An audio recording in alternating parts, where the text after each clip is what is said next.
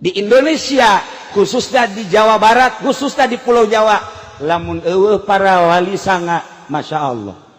Anu baheula nu ngamimitian nyeun pondok pesantren teh Sunan Rahmat, Ampel, diteruskeun ka dieu pondok pesantren ku para wali-wali Allah, teu kaluar tina kasalapanana. Kula inget bae ka almarhum Gus Dur, sakitunya na apeng-apengan hirup ka mancanagara, ka mana-mana, tetep bae ketika nyinggung tentang ilmu kewalian, cek manehanana pesantren jangan dimodernkan, nanti yang modern akan jadi mudirun.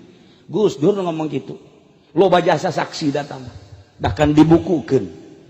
Gitulah seorang pujangga anu nyarita, nu nyahun nyana kadar keistimewaan pondok pesantren.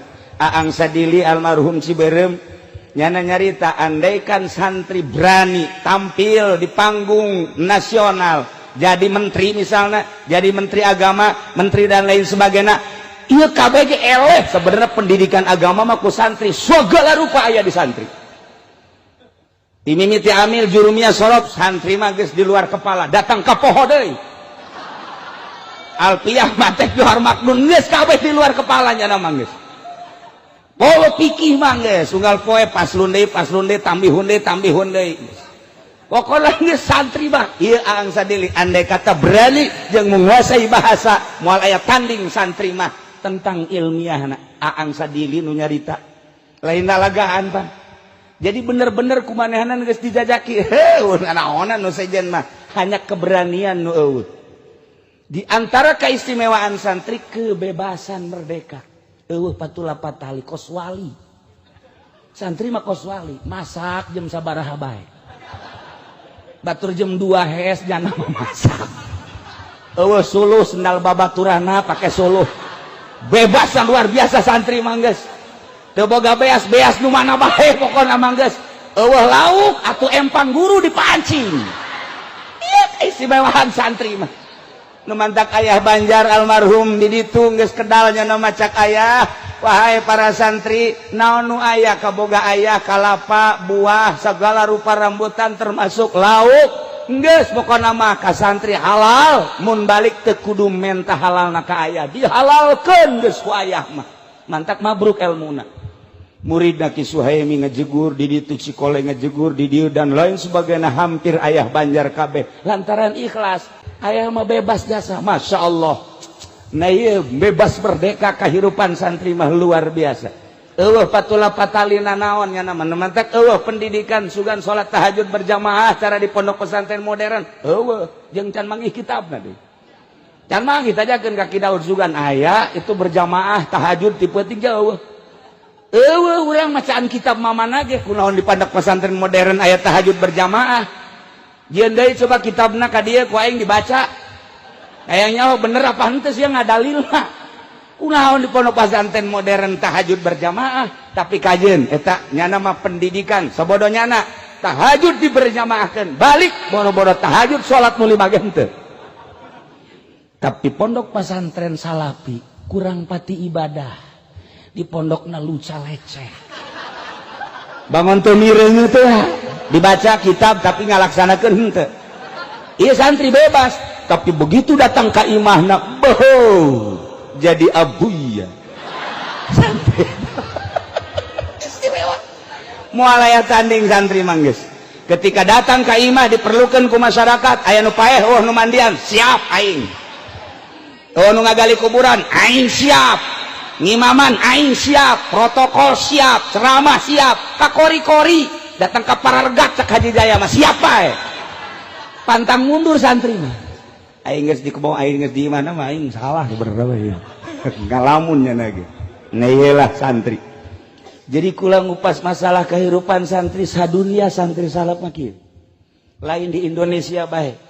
Cuman inget Salafi kuari keur digempur di dunia. Sebab hiji-hijina pendidikan salaf, Islam ortodok, Islam torikoh, anu Amerika bener-bener nguntit ningali, nu bergerak di Irak adalah Salafi, nu kuari di Palestina adalah Salafi, di Suriah adalah Salafi, di berbagai negara nu kuat, kamari ieu di Mekah, Sayyid Maliki Salafi, nu kuari dilanjutkan ku putrana Salafi, di Mesir anu nentang ka Mursi dan lain sebagainya adalah Salafi. Begitu ningali di Indonesia sangat kuat, nu paling ditinggali ku Amerika Banten. Terus terang lain lalagan. Saat ieu adalah Banten. Salafi. Maka lamun digempur santrina, digempur kiai jeung ustadna bahaya cek Amerika. Cilaka. Maka dipaksa Jokowi harus menang. Lain lalagaan kula mah. Tanpa aya ekstrim. Serius. Nu nyaho orang-orang tertentu. Kamari aya kiai ti Bondowoso termasuk di Jawa Timur dongeng akur. Kakarak 2 poe. Datang ka dieu naik pesawat, ka imah kula langsung ngobrol sarua. Nah, digempur kiaina cilaka. Maka dalam penggempuran ini satu-satunya Wahabi dan Syiah harus dikembangkan di Indonesia, terutama di Banten. Carana kumaha? Carana engke sekolah-sekolah bakal nu setengah pinter ge dikirim ke Arab dijadikan non siswa Arab, dikirim ke Iran dijadikan siswa Iran, atau dikirim biayana ke Indonesia dibere beasiswa. Bakalna ieu mah triliunan rupiah. Nu turun ti Saudi Arabia jeung ti Iran bakalna triliunan rupiah melalui kedutaan Saudi Arabia jeung kedutaan Iran. Jelas ieu mah geus lain 50-60% deh 100%. Lain lalagaan untuk menggempur Salafi. Ieu bakalna engke Banten terutama dana ti Saudi Arabia jeung ti Iran luar biasa untuk mensyiahkan dan mengwahabikan Banten terutama, khususnya umumna Pulau Jawa. Moal kebal deui bakal urang ngadenge selenting lalaunan. Jangka waktu 10 tahun. Nyana kudu berhasil Wahabi dan Syiah, sebab lamun teu Wahabi jeung Syiah tetep Salafi mah deuk kumaha ge ngalawan bae. Anu dianggap ngalawan karena perjuangan kristenisasi. Ieu adalah pondok pesantren Salafi nu paling loba ternyata Banten. Dibanding Jawa Timur, Jawa Tengah jeung Banten ka dieu ternyata paling loba pondok Salafi Banten. Cek ulama salah nganilai. Meureun nyana nganilaina asal aya pondok bae nyaho aya santriannya Asal aya pondok oh ieu Salafi, asal aya pondok oh ieu Salafi. Padahal santrina mah eueuh. Jadi berarti nyana ge min jumlati minal katipin sebenarnya mah. Katipu nyana ge. Tapi lain gitu, Amerika teu sembarangan. Lain leutik nyana, lain bodoh, istimewa dalam penelitian anu luar biasa. Perlu dicatat dan digarisbawahi, itulah salah satu keberhasilan Amerika anu mengangkat Jokowi. Ialah nu bakal mengkristenisasikan melalui wahabinisasi jeung Syiah. Engke bakal karasa triliunan rupiah bakal. Kamari aya kiai 2 memehna saminggu datang deui kiai ti Jawa Timur jeung aya deui sababaraha kiai nu datang ka kula bagaimana kita ke depan. Cucu daripada Kiai Khalil Bangkalan ilu mingguan kemudian ngobrol nyana nyaritakeun bagaimana kiai ke depan. Rencana ini kan sudah jelas akan dibuka besar-besaran. Kula tetep ngajawab bari seuri. Tenang cekul. Padahal hati menteh. Tenang. Keur beuting eta saksina, ieu saksi. Tenang cekul. Kenapa sih Pak Kiai tenang? Enggak usah takut. Kita punya sejarah. Muhammadiyah mewahabikan Indonesia tidak berhasil. Persis untuk mewahabikan Indonesia ngan utek-utekan di Garut yang di Bandung bae. Sakitu bae Bandung Garut. Geus sakitu. Geh, lah sabaraha persen.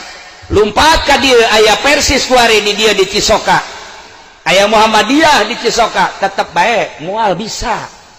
Ieu tolak ukur teu bisa berkembang Muhammadiyah. Menes kurang kumaha leuwih awal.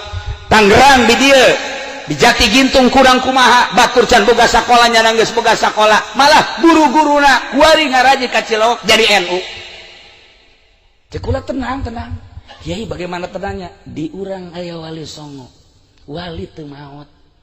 Nu mantak santri zarah ka ditu bari tilok puasa ge. Dan nu penting zarah bae. nyana hayang seperti Tajikistan, hayang seperti Uzbekistan, hayang seperti Afghanistan. Di Uzbekistan didinya aya kuburan anak Sabandi, Syihabuddin anak Sabandi, Bahauddin anak Sabandi, Alauddin anak Sabandi, kuburana di Tajikistan. Eta di ditu 100% umatna Islam, wargana Islam 100%, tapi nu salat hiji-hiji aja, masjid hiji-hiji aja. Ketika liwat ke kuburan Syekh Bahauddin anak Sabandi, ngan syukur kieu doang, hormat nyekel ka dieu berangkat deh, hormat nyekel ka dieu berangkat salat tanya. Kitu keneh ka Imam Bukhari. Ketika ziarah ka Imam Bukhari, urang salat di dinya teu meunang. Kula nanya sejarahna kunaon sampai nu salat di dinya. Baheula jajahan Uni Soviet ketika aya nu salat tembak, ketika anu salat tembak, bahkan pondok pesantren diberondong ditembak paraeh kabeh. Sampai ayeuna nu berani salat di dinya. Dibuka lebar-lebar ku ari besi deuk ziarah ka ditu nyana sangat senang, tapi hiji cak nyana ulah salat. Deuk ziarah mah babacaan los, baca Quran los, duk sahayuna, tapi salat ulah kunaon? Sebab masih keneh rawan penembakan bagi nu salat. Masya Allah. Ketika neuleuh di Indonesia, ya Allah deuk salat bae ge los. Di Indonesia mah aya nu teu eureun-eureun salat bae, datang ka ieu na baratus. Oh, masalah di Indonesia mah.